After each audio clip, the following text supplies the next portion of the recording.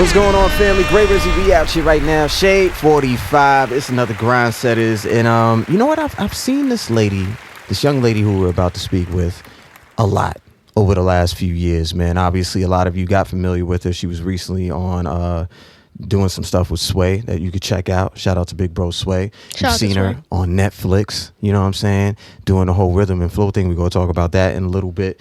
But for some reason, I don't know why, I swear I saw her. I just knew she was from my block in the Bronx. I knew she was like from Cypress or you was up for 135th, and I was way the fuck off. But we're going to talk about that too. Beanz is in the building. Thank you for being up here. Thank you so much for having me. Thank y'all. You know, thank you for the energy. Do you get that? Do a lot of people mistake you for Everybody being thinks I'm from New York. Everybody thinks I'm from New York. Even after I sit there, I'll be like, no, I'm from PA. They be like, nah, you from New York. Like, they don't even believe me. I'm going to tell you why. Because, first of all, Latino, you know. Yeah. Viva la Puerto Rico. Shout out to my cousins and everything out there. Literally, because they always say I never shout them out on fucking this show at all. But you have such a familiar face, and I think it's more that you have a familiar soul. Like, people feel like they know you already. Why is and you may not feel like that, but do you get that a lot? I don't know. I just feel like people tell me that because of the way I talk and like my swag and the fact that I rap and how I rap. True. But I like that you said that, though. That makes me feel good about myself. I never heard that. Yeah, you know, if I would have saw you on the right day, I would have came up and asked you for some money. Like, you got $2? I gotta go ahead and pay for this real quick, man. I do want to say this. You have a new project out, Table's Turn, that's out there right now, and I really, really dig the project. But there's also a new single out. Like, the one thing that I do love about you is that you always stay active. And sometimes in this business, people can wait on others and it never works out well. Why is that instilled in you? Because I feel like I've waited on others and things didn't come from that. So at this point, I'm just like, you know, may as well go and get it myself. Nobody else is going to do it for me. So right. That's just the state of mind I'm in. Yeah. How much? Like, how many songs do you make in a normal studio setting? Like, is it something where you crank out I like bunch of songs? If I go to a session, like, so my typical session is like 6 hours long. I'll probably do like one song in there. At least if I come out with one song, I'm okay. Like, but I like to go to the studio and just catch a vibe, be able to write.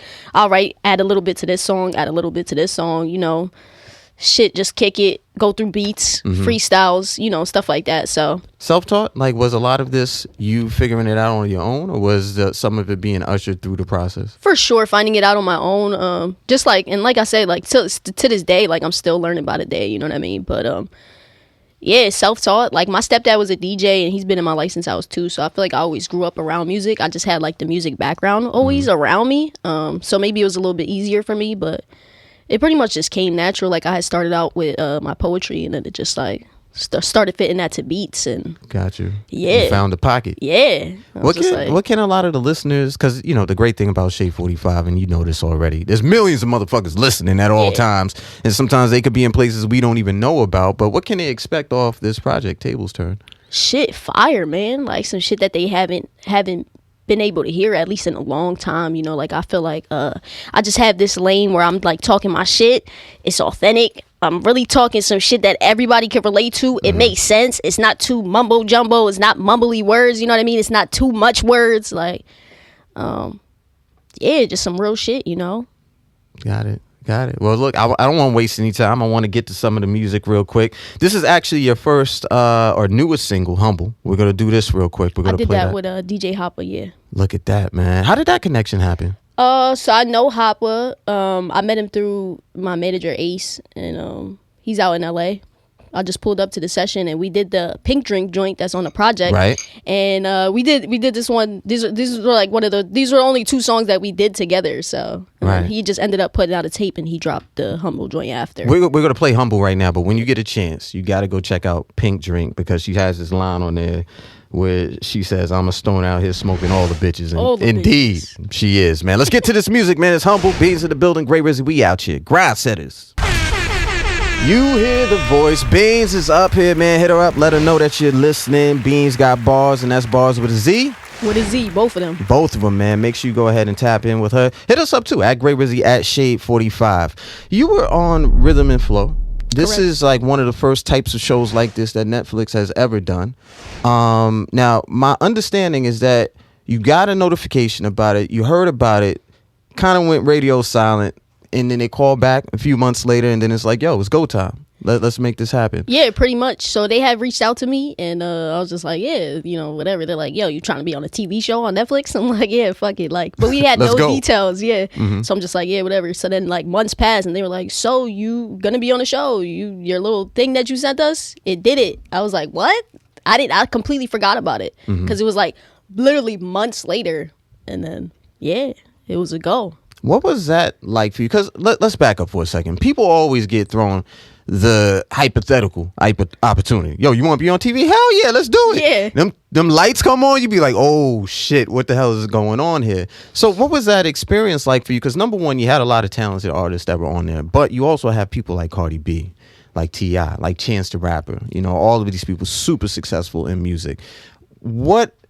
What's the first day like for you? Like nervousness? The first day was like us anxiety, finding out who's on the show because nobody knew anything beforehand. Nobody even knew what it was called or nothing like that. Like to that first day of filming and yeah, just like meeting everybody and shit like that. It was just, like I always did like shows and stuff like that since I started doing music, not TV shows, but like performance shows. It's like the same shit anyway. I will open up for motherfuckers like Fred the Godson and shit like that. That might not be a big name to other people, rest in peace Fred, but he's one of the first people that I that welcomed me into the music industry in the first place. Like he's the first rapper that I did a feature with off the strength, because he fucked with me.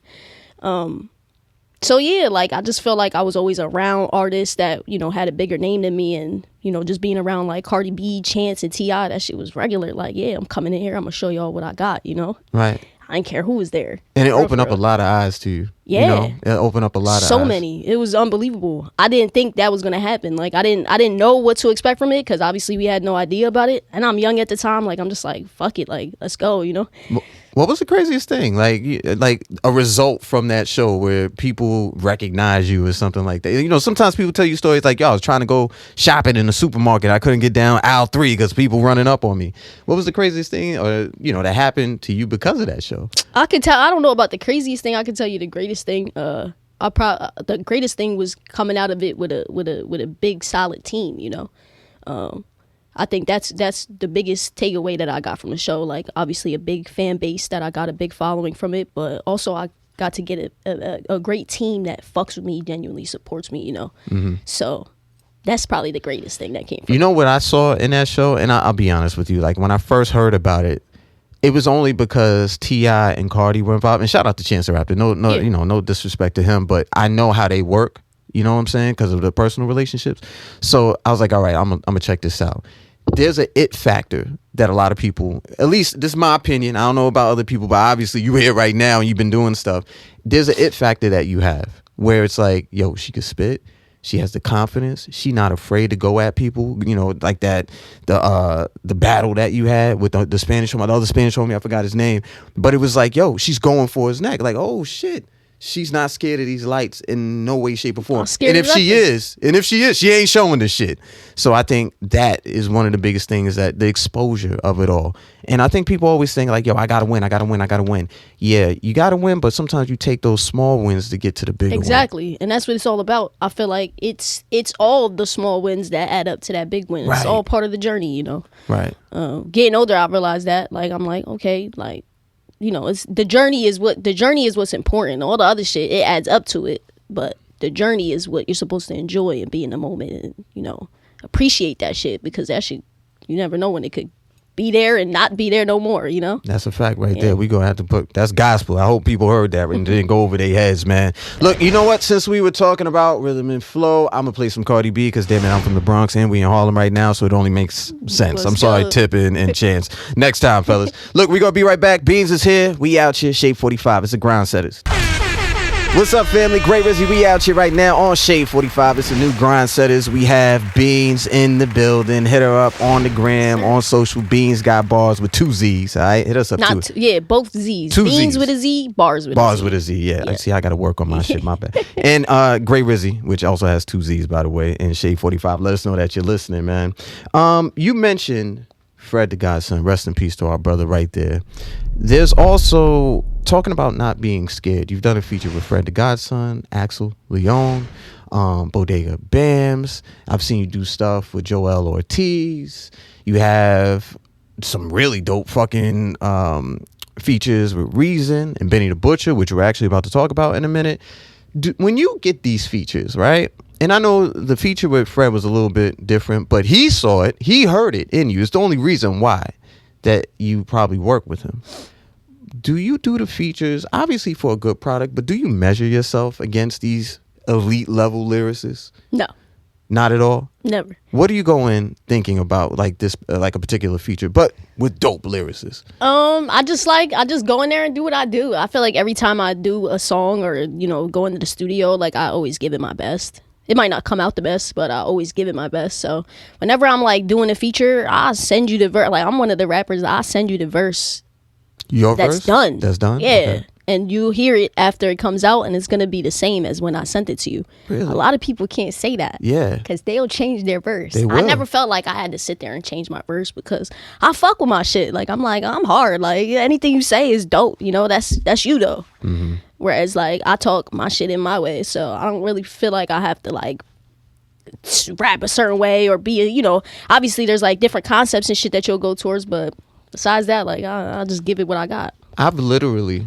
And there was no paper that was around, but I've literally heard when the verse came back from somebody and listening to it in the studio, you could hear the paper crumbling up and somebody starting to rewrite their verse. So you're right. Like a lot of times you get that new, A, you don't hear the person's verse, or B, it's going to get redone. Yeah. So that's dope to hear the confidence in yourself with that part of the process.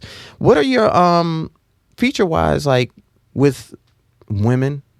Other female artists, I think women are killing right now in the game. I always say this to the guys. I say, number one, the women, they're outworking you. And number two, they're saying a lot of shit that people can relate to and the public really wants to hear. Are there any features that you're looking towards, you know, doing for the rest of 22? Or do we have some features that are already with women? I don't know. I'd be down to work with anybody that I, you know, if I fuck with you, I fuck with you. Like, I don't, men, women, whatever. Like, it doesn't matter. But like one female artist that I really fuck with is Doja Cat. Yeah, Doja's special, man. Doja Cat. We gonna do something, Doja Cat. Like for sure.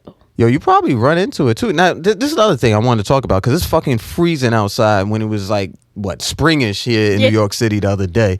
But you're out there in LA right now, right? How's that experience been going from the east to the west? And it seems like everybody's working out there. Everybody's doing stuff. It's awesome. I love it. It's a big like change in the environment as far as that. Like the work ethic is different over there. Motherfuckers really don't got regular jobs. So they wake up and go do what they want to do. And create. It's like, it's like a free day every day. Like people that live over there, like my manager tells me all the time, like every day is the same day out here. And like being out there, you really realize it's like the same day. You wake up, you do whatever you want. Feels good outside. It's beautiful. You know, like it's just it's like a free work place. But yeah, I love it over there. It's a huge change. But I enjoy it. The weirdest thing I've experienced with Cali is, especially out there in LA, you know, out here on the East Coast, like we walk fast, we doing every fast, like I don't know, this phonetic energy. Yeah. And motherfuckers out over there, they was like, yo, we about to go to lunch. All right, where we going? Yeah, go to the beach real quick. I'm like, what? Like, what the fuck is that about right there? But the difference in the environment, a lot of times creatively, you get you hear that in the music. I love going to the beach for lunch. Yeah? I love it. Now you want to, now this is in your itinerary. I'm one of those, like, I go to the beach for no absolute reason. I'll just chill in my car or just, like, throw out a towel and, like, smoke some tree and, like, just write. By my business, by myself, meditate. Like I love that shit. Man, I must have to go over there for a little bit. You got to get that. And let me just say this: me coming from the West Coast, I think my body got used to this, to the nice weather. Because me being out here, I feel like my back was about to break out in right half. now, right? Yo, it's freezing out. It's freezing out. Well, look, let's get away from the weather because I'm getting jealous and I'm getting sad at the same damn time because we still got about 3-4 more months before it starts to warm up.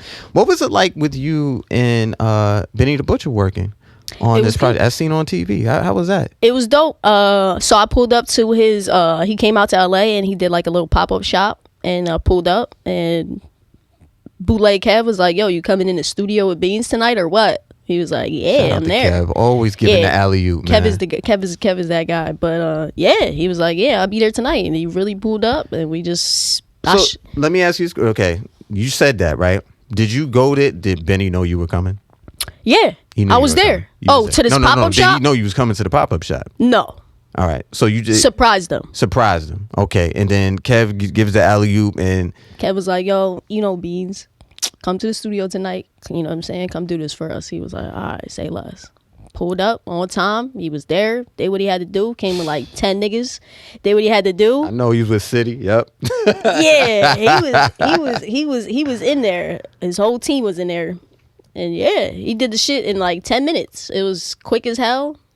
And it was probably the quickest feature experience I've ever had. No lie. Efficient, like a motherfucker, man. Efficient as hell. So look, before we get into the song As Seen on TV featuring Benny the Butcher, I want to keep it in the Griselda family. Shout out to everybody that's out there in Buffalo right now. Look, you're about to hit the road. And you're going to hit the road with some family that we have up here on Shade 45. Talk to me about that. Facts. I'm going on tour in April with Conway. I'm going to be on his Love Will Get You Killed tour. We're going to Canada. It's going to be my first time in Canada. I know it's going to be cold as fuck over there, but I'm excited about it anyway. Good I heard stuff. the food's good. And yeah, I'm excited to go to like Toronto and, Vancouver, all types of shit. So That's fire. It's going to be so lit. I can't wait for you to do that. In fact, what I'm going to do is I'm going to make sure that I link Lou and Ace up with Celebrity Drew, DJ Ritz, a bunch of Toronto TJ. I mean, not Toronto? Is it Toronto? They're in Toronto. We have a few in Quebec and I think Winnipeg. I don't know if you're hitting We're going to Winnipeg. Winnipeg as well. But the Union DJ clique that I represent is out there strong, so we'll make sure we connect that for Hell you. yeah. But congratulations on it. You excited Thank you. about that? I'm so excited. It's like my first official tour. So yeah, I'm mad excited. I'm ready to be on the road and not shower and all Really? types of shit. Okay. Dirty booby in the truck. We're about to be real bohemian on the road. Yep. Got you, man. Like, is this the first time you've been on a stage since like COVID and stuff, or have you been hit a couple of stages since then? I did festivals. I did like Rolling Loud. I did Day in Vegas. All the recent ones. Yeah, all the recent ones. Okay. So I performed after the whole COVID shit, but this is like my first official tour, like moving around, being in the truck type shit. So. This is gonna be fire, man. I Yeah. can't wait to see. Please put that shit on social so we're gonna document the whole thing. It's Yeah. history. We're documenting it. We got to follow the whole entire thing. So look, you got to stay in touch with her. So the best way for you to see this whole documentation, of course, day by day, real time, all that great stuff is what? Beanz got bars. Beanz with a Z. Bars with a Z. Definitely Everywhere. Do that. And look, follow me too, because I might be, checking in on her, and I'll talk about it on air. At Gray Rizzy, GrayRizzy, also at Shade 45. If you missed any part of this interview, don't worry about it. You can listen to it on your time at any time with your iPhone, Android, or a home connected device with the SXM app. Looks like this right here. Just go ahead and search Beanz, Gray Rizzy, Shade 45. All right. Look, we're going to get into this song As Seen on TV featuring Benny the Butcher. It's Gray Rizzy. Best believe we out here. Whoa, it's another Grind Setters.